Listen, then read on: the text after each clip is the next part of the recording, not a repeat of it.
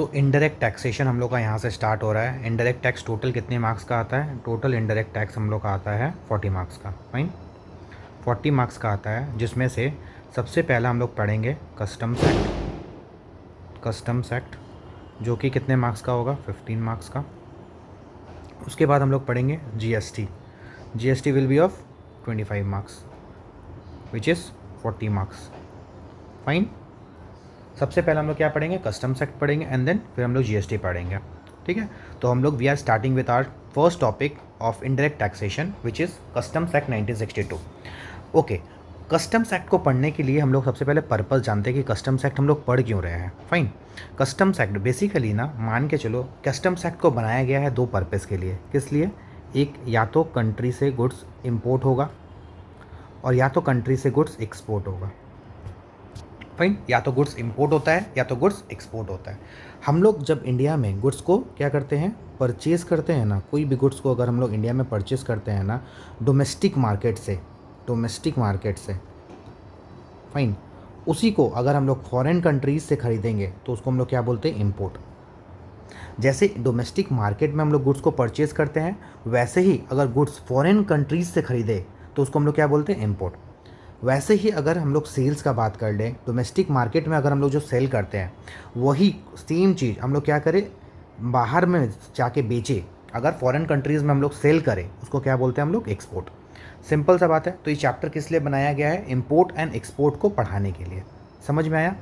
Okay, main ही purpose है हम लोग का इंपोर्ट एंड एक्सपोर्ट। उसमें से भी question maximum 90% of the times किसके ऊपर आता है? इंपोर्ट के ऊपर ही आता है। फाइन, तो अभी हम लोग समझ में आ गया हम लोग कस्टम्स क्यों पढ़ रहे हैं। हम लोग कस्टम्स हम लोग का पढ़ने का मेन पर्पस क्या है? हम लोग को पढ़ने का main purpose is import and export of goods. Fine, okay, basically ये एक तरीके का इनडायरेक्ट टैक्सेशन है। जैसे जैसे जीएसटी क्या होता है ना, जीएसटी बेसिकली दो पार्ट में अलोकेट किया गया है जीएसटी को। या तो वो स्टेट के ऊपर भी डिवाइड होता है और एक सेंट्रल के ऊपर भी डिवाइड होता है। लेकिन कस्टम्स एक्ट जो होता है ना, कस्टम्स जब भी हम लोग पे करते हैं ना, पूरा का पूरा किस पे जाता है? सेंट्रल के ऊपर। सेंट्रल पूरा का पूरा इसका टैक्सेशन को ले लेती है। Fine, okay. कस्टम्स एक्ट को बनाने के पीछे ना कुछ रीजनिंग है, क्यों बनाया गया है, इसका पीछे का पर्पस क्या था। बेसिकली जब भी गुड्स को हम लोग को मंगाना पड़ता था ना, और सो डैट डोमेस्टिक जो हम लोग का इंडस्ट्री है वो हैम्पर ना हो जाए। बिकॉज क्या रहता है ना, आजकल गुड्स अगर हम लोग मान के चलो चाइना से इंपोर्ट कर रहे हैं, चाइना से गुड्स आजकल इंपोर्ट होता है। तुम लोगों को पता है कि अगर हम लोग गुड्स चाइना से इंपोर्ट करेंगे तो कोई भी माल को कितना होता है? सस्ता में मिलता है। तो उससे क्या होता है, हम लोग का जो डोमेस्टिक मार्केट होता है ना, जो डोमेस्टिक इंडस्ट्रीज़ होता है ना, वो हैम्पर हो जाती है। डोमेस्टिक इंडस्ट्री हैम्पर हो जाता है। और हम लोग को क्या करना है? हम लोग को इंडिया को तो बूस्ट करना है ना, इंडिया का इकोनॉमी को हम लोग को क्या करना है? बूस्ट करना है।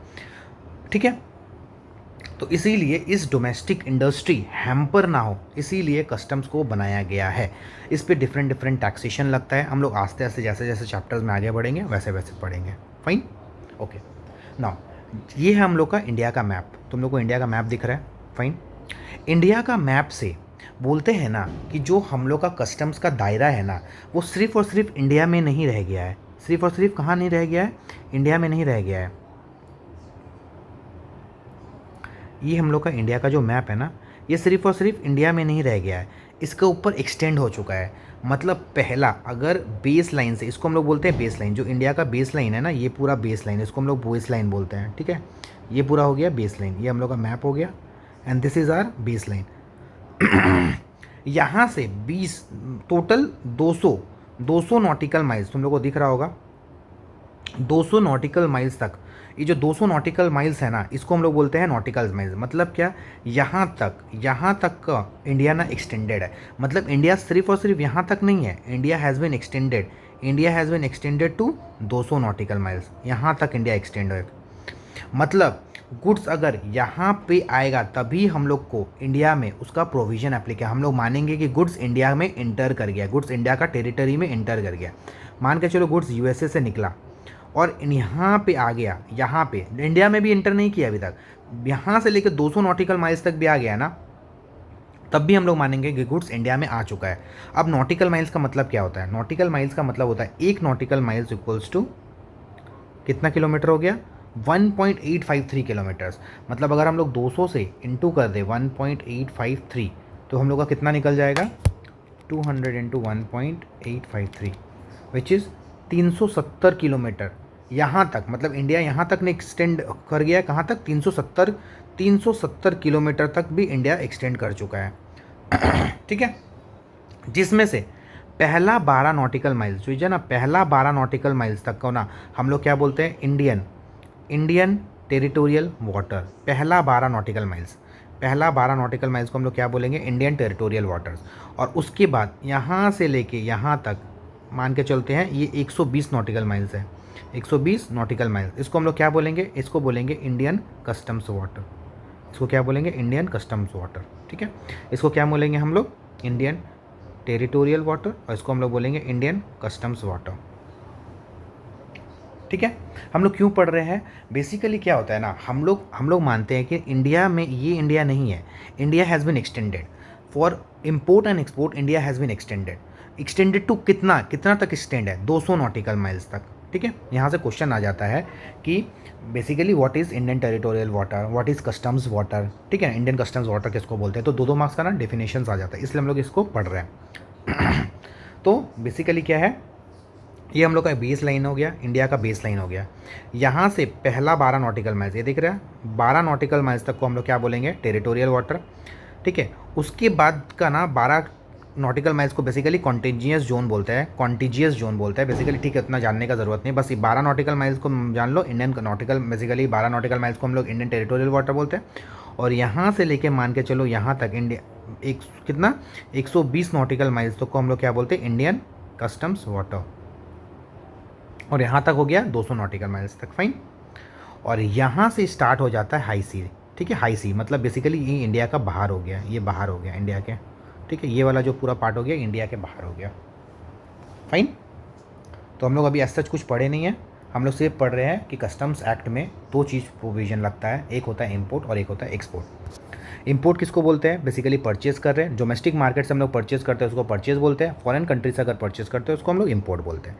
वैसे अगर हम लोग डोमेस्टिक मार्केट में सेल करते हैं तो उसको सेल्स बोलते हैं, और फॉरेन मार्केट में इस चीज़ को हम लोग क्या बोलते हैं, एक्सपोर्ट बोलते हैं।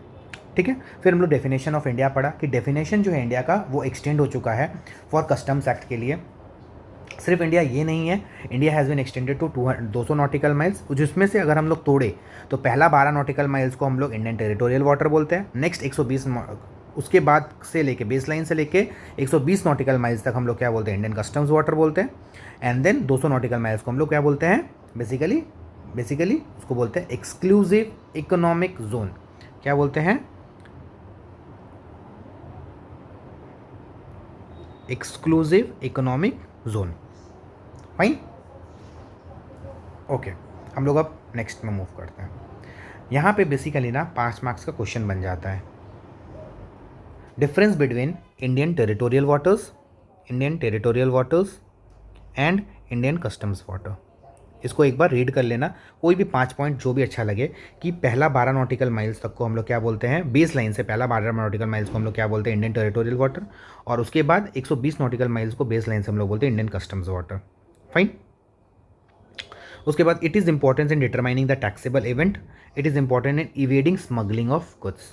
ठीक है, बस कोई भी 5 पॉइंट यहाँ से जो भी अच्छा लगे उसको एक बार जस्ट रीड कर लेना। ठीक है, 5 मार्क्स का क्वेश्चन कभी कभी थ्योरी में पूछ लेता है। तो ये हम लोग का बेसिकली एक शॉर्ट ग्लिम्स हो गया, हम लोग कस्टम्स एक्ट को क्यों पढ़ रहे हैं। सबसे पहला जो चैप्टर आता है हम लोग का वो आता है इंट्रोडक्शन। ठीक है, कि हम लोग कस्टम्स को पढ़ क्यों रहे हैं। बेसिकली कस्टम्स एक्ट को ना किस में बना है, entry number 83 of union list of the constitution of India.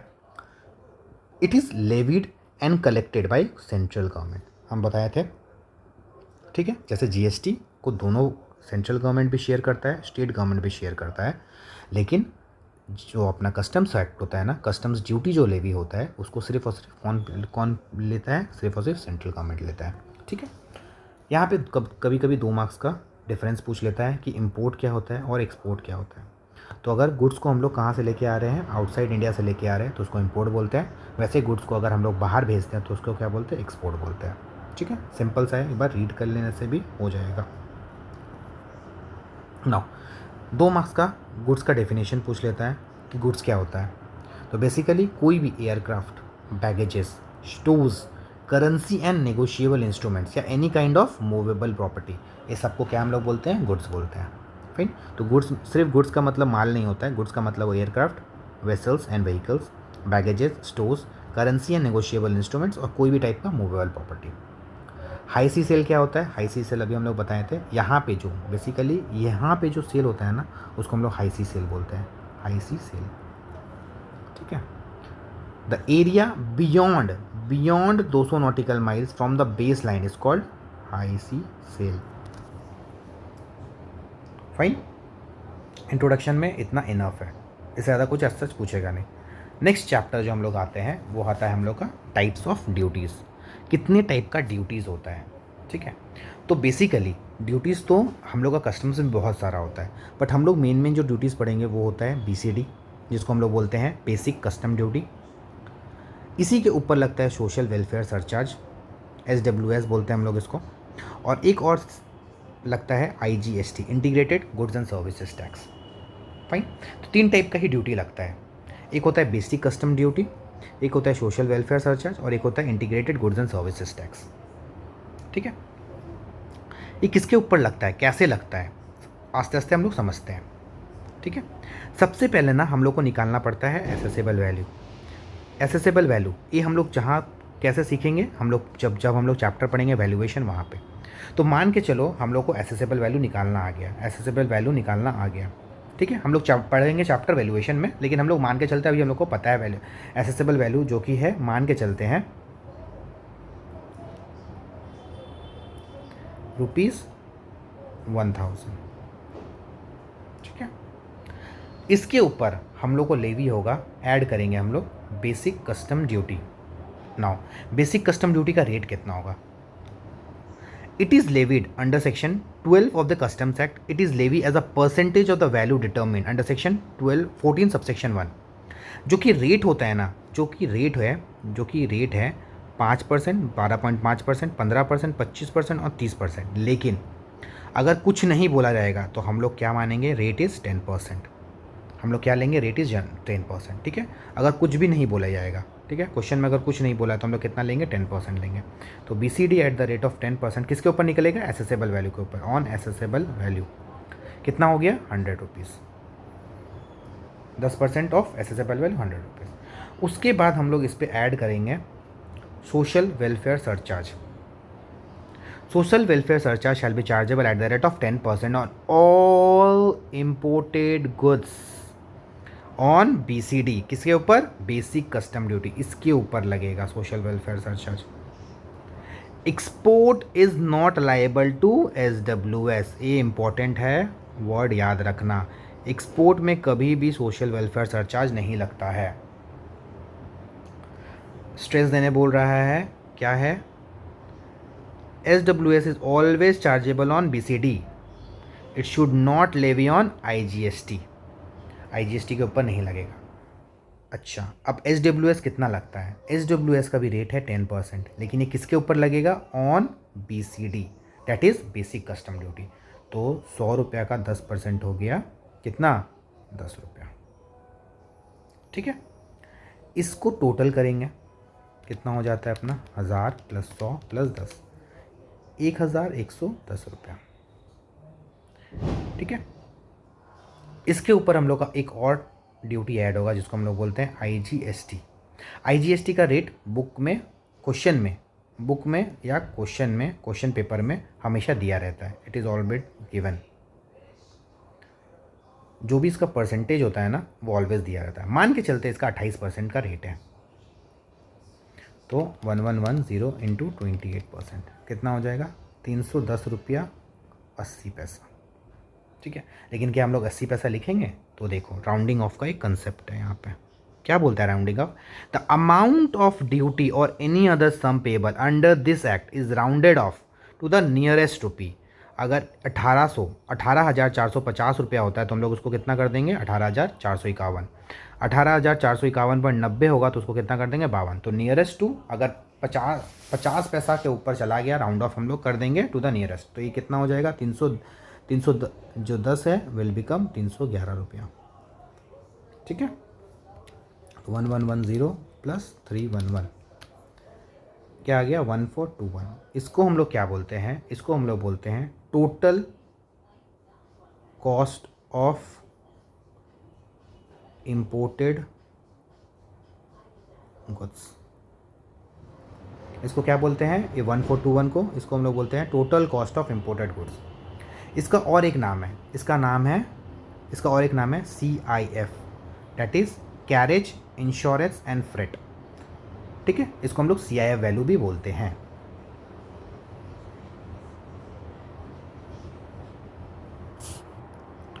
But तुम लोग इसको क्या करना, इसको जब भी एग्जाम में आए तो इसको हम लोग क्या बोलेंगे, इसको हम लोग बोलेंगे total cost of imported goods. ठीक है, चलो अब हम लोग ऊपर से एक बार देख लेते हैं। तो सबसे पहले क्या निकाले हम लोग, एसेसेबल वैल्यू निकले, जो कि वैल्यूएशन चैप्टर हम लोग जब पढ़ेंगे वहाँ से कैसे निकाला जाता है एसेसेबल वैल्यू वो सीख लेंगे।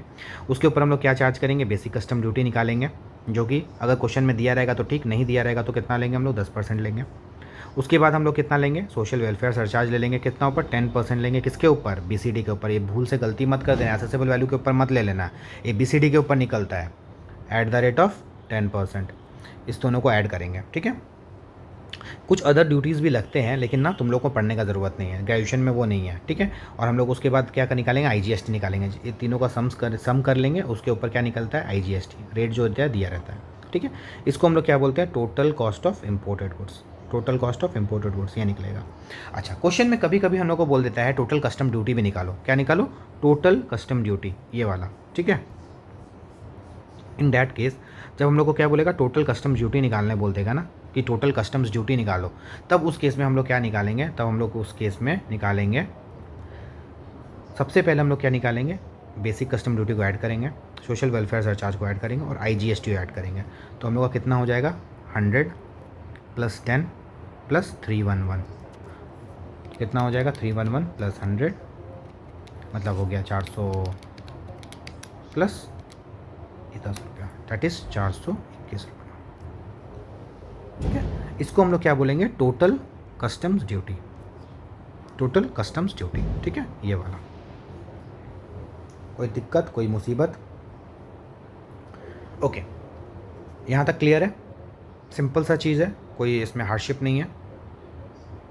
ठीक है, इसमें से एक टॉपिक आता है प्रेफरेंशियल रेट का। प्रेफरेंशियल रेट क्या होता है, बोल रहा है if the importer does not satisfy specified condition then goods shall be liable to standard rate even when such goods are imported from the preferential area.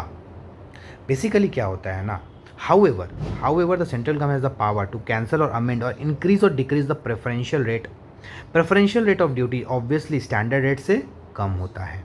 मतलब क्या है ना, बेसिकली यहाँ पे इम्पोर्टर, अगर इम्पोर्टर को मान के चलो कोई गुड्स को इम्पोर्ट कर रहा है, गुड्स को, और उसके ऊपर उसका रेट जो लग रहा है ना ड्यूटी का, वो लग रहा है 28%, तो वो बोलेगा गवर्नमेंट को कि 28% ना बहुत ज़्यादा है, आप प्लीज़ मेरा गुड्स ना ऐसा ऐसा है जिसके लिए ना इंडिया का ही बेनिफिट होगा, तो आप क्या 28 की जगह 18% कर देंगे क्या। तो वो क्या करता है, रिक्वेस्ट करता है। अगर गवर्नमेंट को लगता है कि हाँ ये गुड्स से हम लोग का इंडस्ट्री, हम लोग का इकोनॉमी क्या करेगा, बूम कर सकता है ना, तो वो क्या करेगा, इस रेट को कम कर देता है, जिसको हम लोग क्या नाम देते हैं, प्रेफरेंशियल रेट। ठीक है, कोई ऐसा सच इंपॉर्टेंट चीज़ नहीं था, तो इतना पढ़ने का भी ज़रूरत नहीं है। ओके, जैसे मैंने बोला था, सिर्फ और सिर्फ customs duties, social welfare surcharge and IGST नहीं, there are certain other charges और there are certain other duties as well, जो कि एक इम्पोर्टेशन ऑफ गुड्स में लगता है। तो बेसिकली ना यहाँ पे ना मैंने ना बहुत शॉर्ट करके तुम लोगों को दिया है, ठीक है ना, लेकिन हम एक बार हम पढ़ाते हैं कहीं और से, मतलब वहीं से बेसिकली वो थोड़ा सा ब्रॉडर वे में है, बट हम इसको शॉर्ट करके दिया था। जब रिवीजन होगा तो रिवीजन करना तुम लोग घर पे ना, तो इसी से कर लेना, लेकिन हम पढ़ा रहे हैं अभी फ़िलहाल के लिए यहाँ से, ठीक है ना, यहाँ से हम पढ़ा देते हैं तुम लोग को। सबसे पहला और ये ना इससे क्वेश्चन बनता ही बनता है, यहाँ से बेसिकली थ्योरी क्वेश्चन बन जाता है कि सबसे पहले या तो पूछ लेगा कि प्रोटेक्टिव ड्यूटीज़ क्या होता है, फिर अदर भी है यहाँ पे, फिर सेफगार्ड ड्यूटी क्या होता है, जैसे यहाँ पे सेफगार्ड ड्यूटी है, ठीक है, तो यहाँ से क्वेश्चन पूछ लेता है, तो इसको थोड़ा सा ध्यान से पढ़ना। फाइन, ओके, चल वी स्टार्ट विथ, सबसे पहला आता है प्रोटेक्टिव ड्यूटी की प्रोटेक्टिव ड्यूटी क्या होता है। फाइन, देखो नाम से ही पता चल रहा है, प्रोटेक्टिव मतलब क्या करना है, हमको प्रोटेक्ट करना है। किसको प्रोटेक्ट करना है, डोमेस्टिक इंडस्ट्रीज़ को प्रोटेक्ट करना है। फाइन, क्या बोल रहा है, पर्पस क्या है इस चीज़ का, बोल रहा है प्रोटेक्टिव ड्यूटी जो होता है ना, बेसिकली किस लिए लेवी किया जाता है? Purely levy for the protection of domestic industry को प्रोटेक्ट करने के लिए। हम अभी बताए थे चाइना से क्या हो रहा है, माल इंपोर्ट हो रहा है, चाइना से माल इंपोर्ट हो रहा है। अब डोमेस्टिक इंडस्ट्री में यहाँ पे बनेगा वही गुड्स यहाँ पे 120 रुपये में बनेगा और चाइना से तुम क्या कर रहा है 120 रुपये में लेके आ जा रहा है। तो यहाँ का तो इंडस्ट्री हैम्पर हो जा रहा है ना। तो क्या होता है, डोमेस्टिक जो बेसिकली इंडस्ट्रीज़ है ना वो गवर्नमेंट के पास जाती है, बोलती है कि भाई ये जो चाइना में ये प्रोडक्ट बहुत सस्ता में मिल रहा है, अब सब इंपोर्ट करेगा तो हम लोग का तो इंडस्ट्री यहाँ पे हैम्पर हो जाएगा। तब इसलिए क्या करता है गवर्नमेंट, क्या करता है प्रोटेक्ट करने के लिए, डोमेस्टिक इंडस्ट्री को प्रोटेक्ट करने का। And no reason principle where the domestic industry is temporarily unable to compete with the imported goods, नहीं compete कर पा रहा किससे, फॉरेन गुड्स से, चाइना का गुड्स से नहीं इम्पोर्ट कर मतलब compete कर पा रहा, तब उसलिए वो क्या करता है प्रोटेक्टिव ड्यूटी को लेके आता है। ठीक है, प्रोटेक्टिव ड्यूटी को लेवी किया जाता है। Imposition of protective duty, imposition बोल रहा है, इम्पोजिशन कैसे कराएंगे, बोल रहा है where the central government upon recommendation, recommend कौन करता है, तारीफ कमीशन यहाँ पर रिकमेंड करेगा। ठीक है, is satisfied that the circumstances exist कर गया है जहाँ पे render it necessary to take immediate action to provide for the protection of the interest of any industry established India. अगर कोई भी इंडस्ट्री जो कि इंडिया में स्टैब्लिश्ड है उसको हम लोग को प्रोटेक्ट करना है तो सेंट्रल गवर्नमेंट में on recommendation with the official gazette क्या करेगा, इम्पोज करेगा, इम्पोर्टेड गुड्स के ऊपर इम्पोज करेगा। क्या इम्पोज करेगा, बेसिकली प्रोटेक्टिव ड्यूटी को इम्पोज कर देगा कि भाई इस एक कस्टम से आ रहा है, अब इसके ऊपर सर्टेन परसेंटेज एप्लीकेबल करो, और इतना परसेंटेज करेगा ना ताकि वो इंडस्ट्री डोमेस्टिक इंडस्ट्री के बराबर आ जाए। इसमें 20% लेवी कर देगा और इसको 120 रुपये में बना देगा। तो भाई अब तुम ले इम्पोर्ट कर और मेरा यहाँ पे भी मैन्युफैक्चरिंग कॉस्ट इतना ही है तो तुमको लगेगा ही नहीं, तुमको फिर इम्पोर्ट करेगा ही नहीं। ठीक है, क्या करेगा, duty of customs of such amount not exceeding the amount proposed in the said recommendation as it thinks fit. इतना ही करेगा ना ताकि जितना गुड्स मान के चलो इंपोर्ट करके लग रहा था और जितना हम लोग डोमेस्टिक में बना रहे थे वो दोनों क्या हो जाए, इक्वल हो जाए, दोनों क्या हो जाए, इक्वल हो जाए। फाइन, हम लोग को यहाँ पे स्ट्रेस क्या देना है, by imposition of protective duties, क्या करना है, by imposition of protective duties domestic producers of a particular article gets a level playing field against the imported of that article. यहाँ पे ना बेसिकली क्या है, देखो हिंदी में भी दिया हुआ है, जो डोमेस्टिक मैन्युफैक्चरर्स होता है ना उसको प्रोटेक्ट करने के लिए तारीफ कमीशन क्या होता है, रिकमेंडेशन करता है, किसको देता है, सेंट्रल गवर्नमेंट को, कि पार्लियामेंट से क्या करेगा, एक बिल पास करना होता है, किस लिए, प्रोटेक्टिव ड्यूटी लगाया जा सकता है। अब सेंट्रल गवर्नमेंट कर, सेंट्रल गवर्नमेंट के पास पावर है, वो प्रोटेक्टिव ड्यूटी को घटा या बढ़ा सकती है।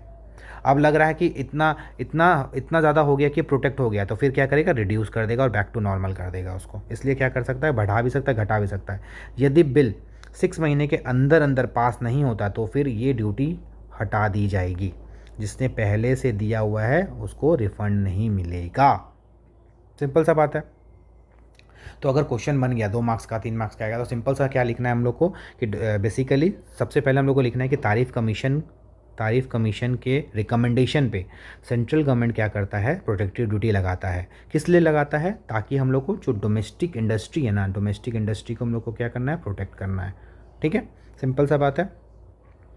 अब इसका इतना लिखने के बाद ये वाला 2 मार्क्स का लिख लेने के बाद अगर 3 मार्क्स में आएगा तो हम लोग को ये वाला लिखना है, ड्यूरेशन, उसके बाद।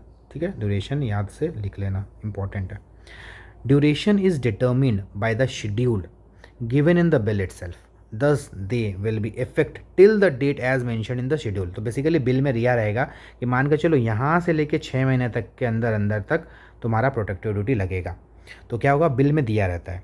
अब सेंट्रल गवर्नमेंट के पास पावर होता है, central government has the power to reduce और increase such duty where it deems fit for a notification the official gazette and gets the approval of the same in the parliament। ठीक है, simple सा बात है। थोड़ा सा simple सा क्या क्या लिखना है, हिंदी में लिखना है हम लोग को कि प्रोटेक्टिव ड्यूटी क्यों लगाया जाता है, तारीफ कमीशन रिकमेंड किया है, किस लिए रिकमेंड कर रहा है, कि हम लोग को डोमेस्टिक इंडस्ट्री को बचाना है। किस लिए बचाना है, ताकि इंपोर्टेड गुड्स से डोमेस्टिक इंडस्ट्री हैम्पर ना हो। ठीक है, दूसरा क्या लिखना है, ये कब तक बेसिकली ड्यूरेशन रहेगा इसका, जब तक बिल में जितना मेंशन रहेगा। Duration is determined by the schedule given in the bill itself, thus they will be effective till the date as mention in the schedule, जितना शेड्यूल में लिखा रहेगा बस वहीं तक। ठीक है,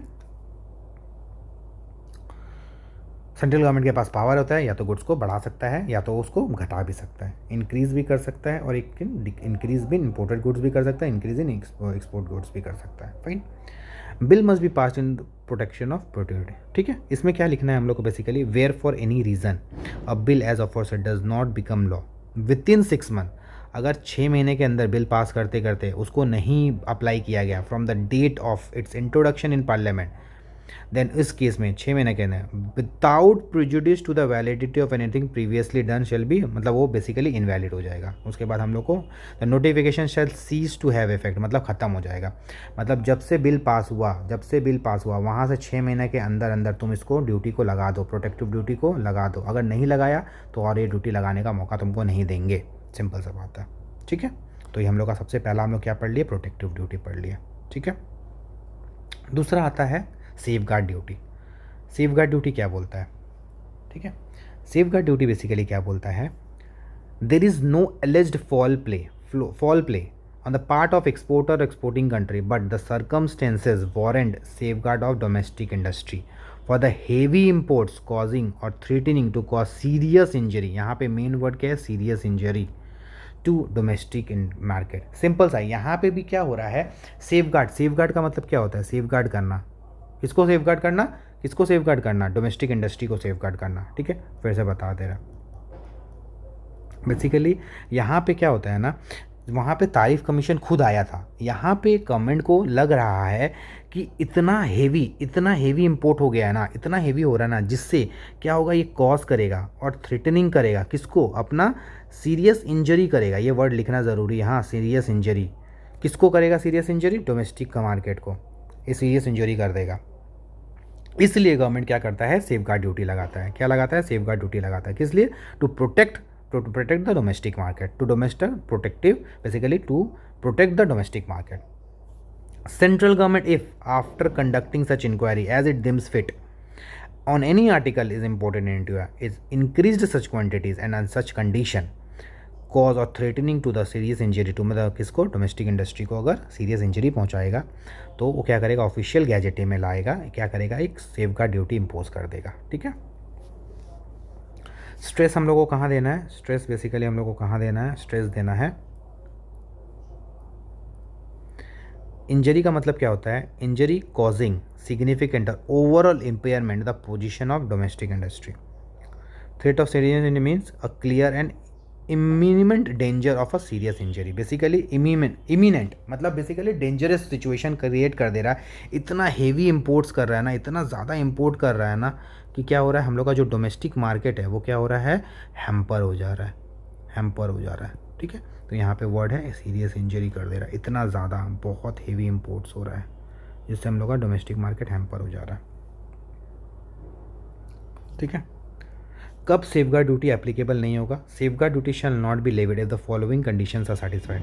सच article is originating from the developing countries और कंट्रीज, डेवलपिंग कंट्रीज से अगर आ रहा है तब, और aggregate import of that country और आउटसाइड शैल नॉट एक्सीड। ये वाला इंपॉर्टेंट है, ये चीज़ याद रखना। सबसे पहले तो कहाँ से, डेवलपिंग कंट्रीज से। अगर डेवलपिंग कंट्रीज से आ रहा है, इससे क्वेश्चन भी बनता है कब सेफ गार्ड ड्यूटी एप्लीकेबल नहीं होगा, अगर डेवलपिंग कंट्रीज से आ रहा है। और दूसरा, उसका जो अग्रीगेट अमाउंट होगा, अग्रीगेट अमाउंट, सबसे पहला क्या बोल रहा है, where the article is originating from one developing country. अगर एक ही जगह से आ रहा है, मान के चलते हैं ऑस्ट्रेलिया नहीं, वियतनाम ले लेते हैं, वियतनाम से गुड्स आ रहा है, ठीक है, एक ही जगह से आ रहा है। द शेयर ऑफ, क्या बोल रहा है, the share of imports of that article from that country does not exceed 3% of the total imports of that articles into India, of that article into India. मान के चलो हम बहुत सारा इम्पोर्ट्स कर रहे हैं, गुड्स इम्पोर्ट कर रहे हैं बहुत सारा, उसमें से 3% उस पर्टिकुलर कंट्री से नहीं होना चाहिए, उससे ज़्यादा नहीं होना चाहिए। अगर 3% तक है तब तक तो ठीक है, 3% से ज़्यादा हो गया, अगर 3% से ज़्यादा हो गया, मतलब अगर हम 100 रुपये का माल ला रहे थे और 4 रुपये का माल हम सिर्फ वियतनाम से लेके आ रहे, तब हम सेफ गार्ड ड्यूटी तुमको लगा देंगे। हम टोटल मान के चलो यहाँ से वियतनाम से ले रहे हैं, ऑस्ट्रेलिया से ले रहे हैं, चाइना से ले रहे हैं, न्यूजीलैंड से ले रहे हैं, यूएसए से ले रहे हैं, सबसे हम गुड्स इंपोर्ट कर रहे हैं और मेरा टोटल गुड्स का वैल्यू आया 100 रुपया। उसमें से अगर 3% एक्सीड कर गया, मतलब 4 रुपये अगर वैल्यू हो गया, तो सेफ गार्ड ड्यूटी लगा देंगे। अगर अप टू 3% हुआ तब हम लोग सेफ गार्ड ड्यूटी नहीं लगाएंगे। क्या हो रहा है, डज नॉट एक्सीड बोल रहा है, ठीक है। Where the article is originating, क्या बोल रहा है, बी में, where the article is originating from more than one developing countries, more than one developing countries. अगर क्या हो रहा है, वियतनाम से आ रहा है, कुछ थाईलैंड से आ रहा है, कुछ यहाँ से अगर आ रहा है, the aggregate of the import from that developing countries does not exceed 9% of the total import of that articles in India, each with less than 3%। मतलब क्या, वियतनाम से आ रहा है, थाईलैंड से आ रहा है, मान के चलते हैं, कुछ यूएसए से आ रहा है, कुछ ऑस्ट्रेलिया से आ रहा है, कुछ न्यूजीलैंड से आ रहा है, ठीक है। अब मान के चलो यहाँ से 2% आ रहा है, ये 100% का टोटल है, टोटल 100 रुपीज़ का हम इम्पोर्ट कर रहे हैं, ठीक है। उसमें से 2% इससे आ रहा है, 4% इससे आ रहा है, 3% इससे आ रहा है, और इसको सबको मिला के 9% से ज़्यादा नहीं होना चाहिए, और पर्टिकुलरली एक डेवलपिंग कंट्रीज़ का 3% से ज़्यादा नहीं होना चाहिए, ठीक है। ये थोड़ा सा डिफ़िकल्ट है, तो इसको ध्यान से समझना। बोल रहा है the aggregate of the import from the developing countries does not exceed 9% of the total import of that article into India. अगर हम 100 रुपये का माल लेके आ रहे हैं तो सारा कंट्रीज़ मिला के 9% से ज़्यादा नहीं होना चाहिए, और किसी एक पर्टिकुलर कंट्री का 3% से ज़्यादा नहीं होना चाहिए। यहाँ पे तो एक ही तो कंडीशन लगाया कि एक डेवलपिंग कंट्री से 3% से ज़्यादा नहीं होना चाहिए। यहाँ पे बोल रहा अग्रीगेट भी 9% से ज़्यादा नहीं होना चाहिए, यहाँ पे अग्रीगेट भी 9% से ज़्यादा नहीं होना चाहिए अगर हम सब कुछ लेके आ रहे हैं, और एक इंडिविजुअल कंट्री से 3% से ज़्यादा नहीं होना चाहिए, ठीक है। तो सेफगार्ड ड्यूटी नहीं लगता है।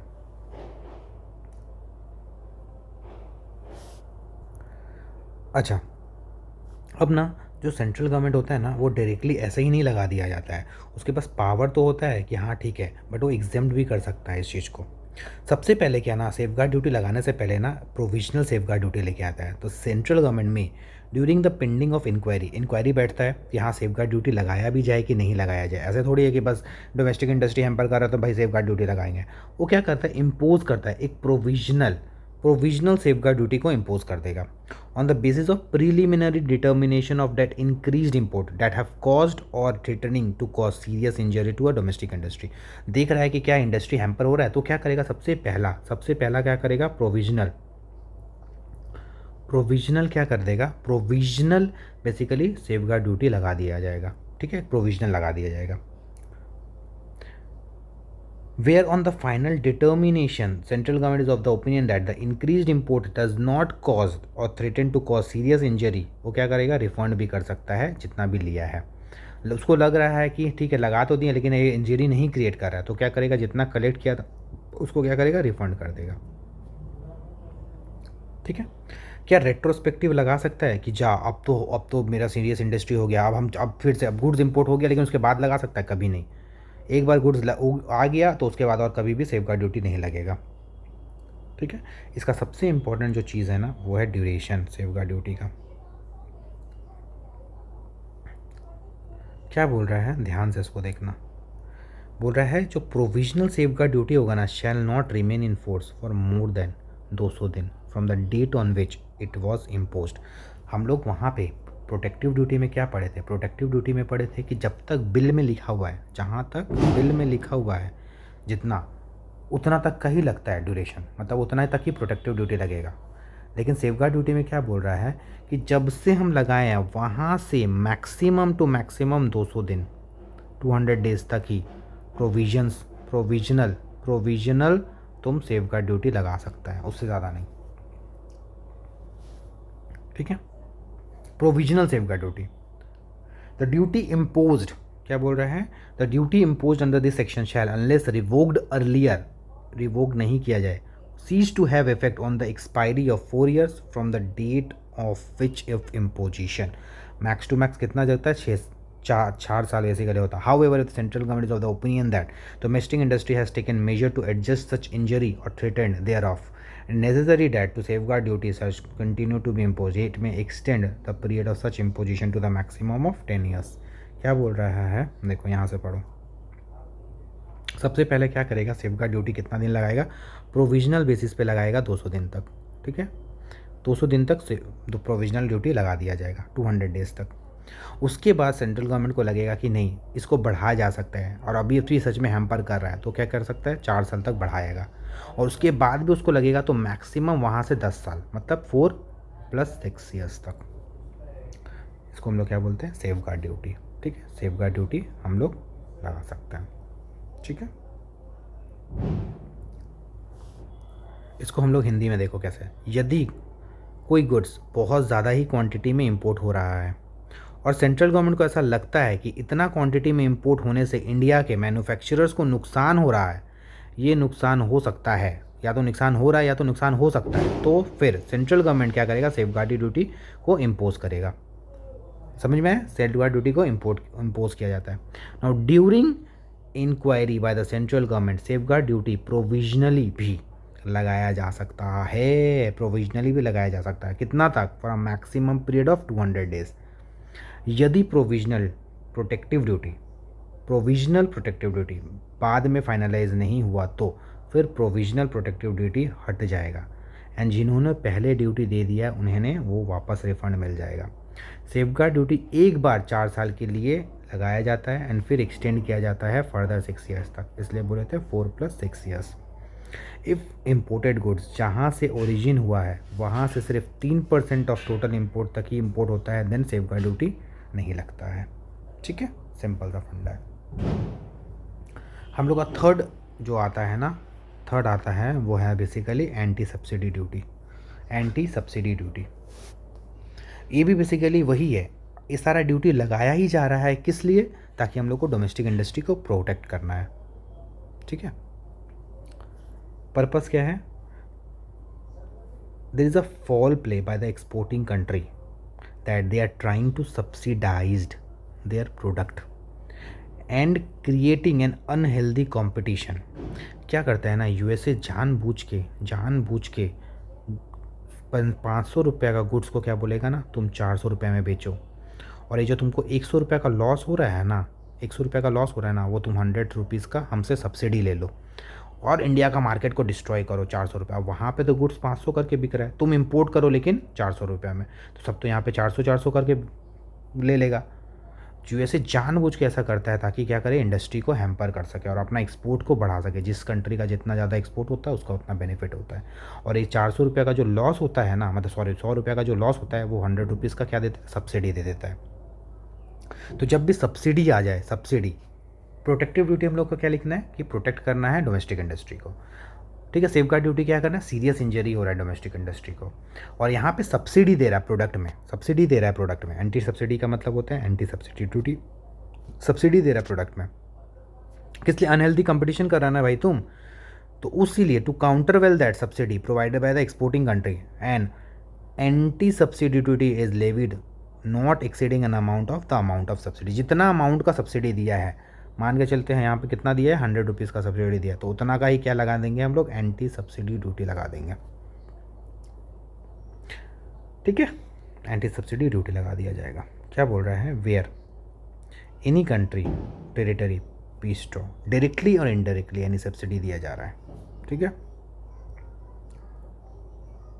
अपॉन द मैन्युफैक्चरर्स और production thereof, the exportation thereof on any article, including any subsidy or transportation of such article. Then upon importation of such articles in India, the central government notification the official gazette क्या करेगा, impose करेगा anti subsidy, that is countervailing duty. Such duty shall be levied through the notification the official gazette and no bill is not to be passed. यहाँ पे याद रखना है, इसमें bill pass नहीं होता है, डायरेक्टली ऑफिशियल गैजेट है, एक तो काइंड ऑफ मैगजीन टाइप आता है, उसमें आता है कि भाई इतना एंटी सब्सिडी ड्यूटी पर्टिकुलरली इस प्रोडक्ट के लिए लेवी कर दिया गया है। Amount of duty can not be exceed the amount of subsidy, और जैसे बोले 100 रुपीज़ से ज़्यादा का ड्यूटी नहीं लगेगा, 100 रुपया जितना सब्सिडी दिया उतना का एंटी सब्सिडी ड्यूटी भी लग जाएगा। ठीक है फाइन, ओके। उसके बाद हम लोग provisional of anti subsidy duty पढ़ेंगे कि क्या बोल रहा है, सेंट्रल गवर्नमेंट में during the pending of the inquiry of amount of subsidy imposes a countervailing duty not exceeding the amount of such subsidy provisionally estimated. अच्छा, यहाँ पे क्या बोल रहा है कि later if the counter value does not exceed the subsidy so determine, तो क्या कर सकता है, रिफंड भी मिल सकता है। सिंपल सा बात है, कितना डिफरेंशियल अमाउंट का रिफंड मिल जाएगा।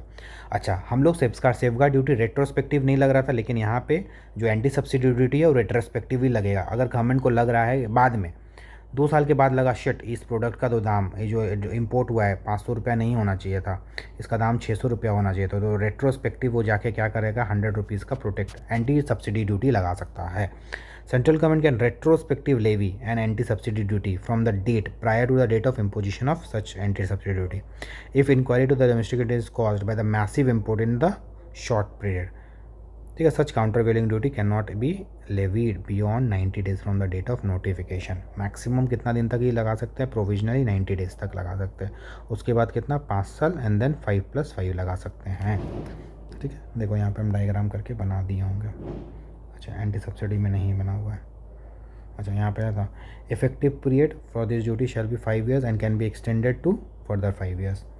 ठीक है, तो 5 साल प्लस 5 साल तक हम लोग एंटी सब्सिडी ड्यूटी लगा सकते हैं। ठीक है, हिंदी में देखो क्या लिखा हुआ है। जब फॉरेन की गवर्नमेंट अपने एक्सपोर्टर्स को डायरेक्टली या इनडायरेक्टली सब्सिडी देती है जिससे वो एक्सपोर्टर गुड्स सस्ते में इंडिया में एक्सपोर्ट करते रहे, एंड ऐसा करने से हमारा डोमेस्टिक मैन्युफैक्चरिंग क्या हो सकता है, नुकसान हो सकता है। इसके लिए ऐसे इंपोर्ट पे सेंट्रल गवर्नमेंट क्या करता है, एंटी सब्सिडी ड्यूटी लगा देता है। एंटी सब्सिडी ड्यूटी मैक्सिमम उतना ही लगाया जाएगा जितना कि फॉरेन गवर्नमेंट सब्सिडी दे रहा है। ये इनिशियली 5 साल के लिए लगाया जा सकता है एंड फिर 5 साल के लिए एक्सटेंड भी हो सकता है। एंटी सब्सिडी रेट्रोस्पेक्टिव इफेक्ट यानी कि 90 डेज पहले की लगाया जा सकता है। मतलब अगर 90 दिन के पहले तक अगर कोई गुड्स आ गया है तो वहाँ पे भी हम लोग क्या कर सकते हैं, एंटी सब्सिडी ड्यूटी लगाया जा सकता है। जब इंक्वायरी पेंडिंग हो तो या तो ड्यूटी प्रोविजनली भी लगाया जा सकता है या तो प्रोविजनल बेसिस में भी लगाया जाता है। एंटी सब्सिडी ड्यूटी जो होता है बाद में फाइनलाइज नहीं हुआ तो फिर यहाँ ड्यूटी हट जाएगी या फिर जिन्होंने पहले दे दिया है उसको वापस रिफंड मिल जाएगा। सिंपल सा फंडा है, आई गेस तुम लोगों को समझ आ गया होगा। ठीक है,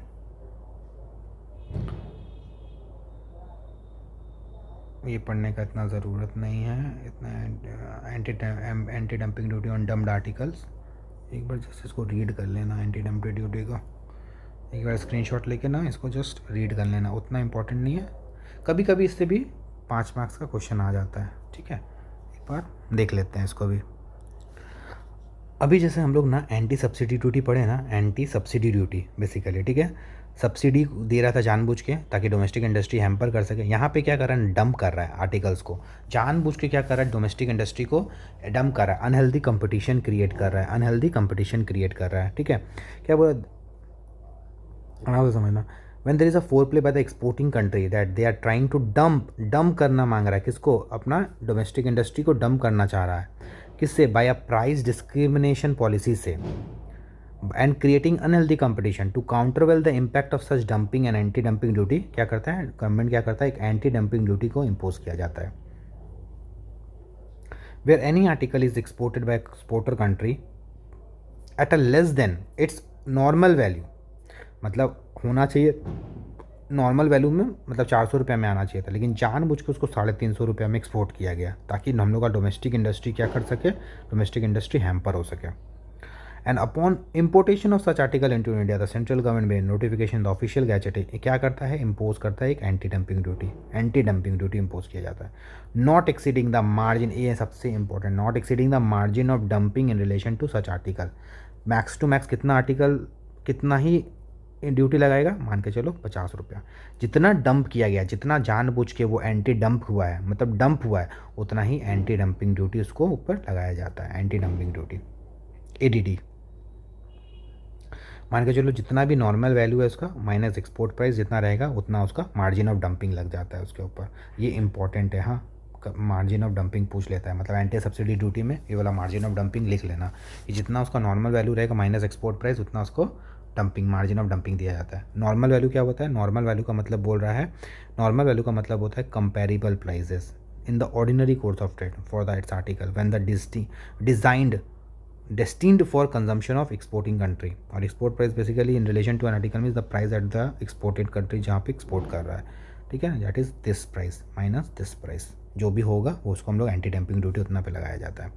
प्रोविजनली क्या लगाया जा सकता है, सेंट्रल गवर्नमेंट में pending the determination of margin on impose a importation of such article anti dumping on the basis of provisional estimate of margin of dumping. मानते हैं प्रोविजनली वो क्या करेगा, प्रोविजनल मार्जिन ऑफ डंपिंग एक estimate करेगा और उसके ऊपर क्या करेगा, एंटी डंपिंग ड्यूटी लगा दिया जाएगा कोई परसेंटेज में, जितना पे डंप किया जा रहा है प्रोडक्ट को उतना के ऊपर एंटी डंपिंग ड्यूटी लगा देगा। If such provisional anti dumping exceed the marginal so determine, क्या कर सकता है, रिफंड भी मिल सकता है उसको, ठीक है। एक्स्ट्रा अगर दे दिया तो उसके बदले में उसको रिफंड मिल जाएगा, ठीक है। सिंपल सा बात है। क्या रेट्रोस्पेक्टिव लगाया जा सकता है, यहाँ पे भी रेट्रोस्पेक्टिव लगाया जा सकता है, कितना तक, मैक्स टू मैक्स 90 डेज़ तक, और उसके बाद वो फर्दर एक्सटेंड हो सकता है। क्या रेट्रोस्पेक्टिव नहीं, एंटी डंपिंग ड्यूटी कितना हो सकता है, 5+5 ईयर्स के लिए, ठीक है। मैक्स टू मैक्स ड्यूरेशन है, एक बार रीड कर लेना कि जो एंटी डंपिंग ड्यूटी है सेल अनलेस रिवोक्ड कितना तक होगा, मैक्स टू मैक्स यहाँ पे 5 साल तक लगाया जा सकता है, उसके बाद वो फर्दर एक्सटेंड हो सकता है 5 साल के लिए, ठीक है। हिंदी में इसको देख लेते हैं एक बार।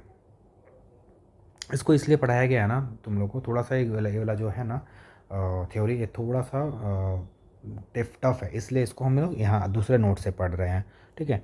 जब बेसिकली एक्सपोर्टर इंडिया में गुड सस्ते में यानी नॉर्मल ट्रांजैक्शन वैल्यू से कम एक्सपोर्ट करने लगता है, जितना उसका नॉर्मल ट्रांजैक्शन वैल्यू उससे भी कम में एक्सपोर्ट कर रहा है, और उसका इंटेंशन इंडिया का डोमेस्टिक मार्केट को क्या करना है, पेनिट्रेट करना है। पेनिट्रेट का मतलब होता है ख़राब करना, डंप करना जिसको बोलते हैं हम लोग, बर्बाद करना। इसलिए क्या करता है, इसके लिए वो क्या करता है, इंपोर्ट में सेंट्रल गवर्नमेंट क्या करता है, एंटी डंपिंग ड्यूटी को लगा सकती है। एंटी डंपिंग ड्यूटी मैक्सिमम उतना ही लगाया जाएगा जितना मार्जिन ऑफ डंपिंग, ये वर्ड याद रखना, margin of dumping, that is difference normal transaction value पे हो, difference of normal transaction value. अब ऊपर में जैसे हम लोग पढ़ रहे थे कि जो डिफरेंस हो नॉर्मल प्राइस एंड एक्सपोर्ट के प्राइस में जो डिफरेंस है उतना ही हम लोग एंटी डंपिंग ड्यूटी लगाते हैं, ठीक है।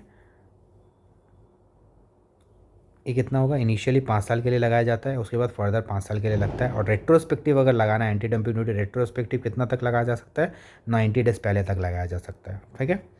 तो यहाँ तक हम लोग का ख़त्म है। देखो basically safeguard duty and anti dumping duty के ऊपर बेसिकली डिफरेंस बिटवीन भी आ जाता है कि डिफरेंस एंटी डंपिंग ड्यूटी और सेफगार्ड ड्यूटी का ऊपर डिफरेंस क्या है, ठीक है। तो इसका ना एक बहुत अच्छा सा चार्ट हम लोग अपना नोट्स में भी पूरा दिए हुए हैं, आराम से इसको बैठ के पढ़ लेना, एक बार इसको अच्छे से रीड कर लेना, दैट विल बी इनफ। सभी अगर तुम लोग को स्क्रीनशॉट्स वगैरह लेना है या पॉज करके देखना है, एक बार देख लो कि सेंट्रल गवर्नमेंट क्या करता है, इम्पोज करता है एंटी डंपिंग ड्यूटी को, ठीक है, और यहाँ पे सेफगार्ड ड्यूटी को। यहाँ पे 5 मार्क्स का क्वेश्चन कभी कभी आ जाता है। और बेसिकली अगर किसी के ऊपर भी डिफरेंस आ जाए प्रोटेक्टिव ड्यूटी या फिर इसके प्रोटेक्टिव ड्यूटी एंटी सब्सिडी या फिर एंटी डंपिंग ड्यूटी के ऊपर या सेफगार्ड और एंटी डंपिंग, तो इसलिए क्या हुआ है, एक डिफरेंस बिटवीन हम लोग क्रिएट कर दिए हैं, ठीक है, फाइन। तो एक बार इसको बस रीड कर लेना, I guess that will be enough. एक बार जैसे इसको रीड कर लेना, ऐसे ना कभी कभी क्या डिफरेंस आ जाता है, difference between protective duty and safeguard duty या protective duty anti subsidy duty anti dumping duty, तो इसलिए के ऊपर डिफरेंस आ जाता है। जस्ट थोड़ा सा एक बार अच्छे से पढ़ लेना इसको, ठीक है, और थोड़ा बना के लिख देना, that will be enough. I guess इतना शॉर्ट नोट्स इनफ है, अगर थ्योरी आएगा तो इसी से आ जाएगा, ठीक है।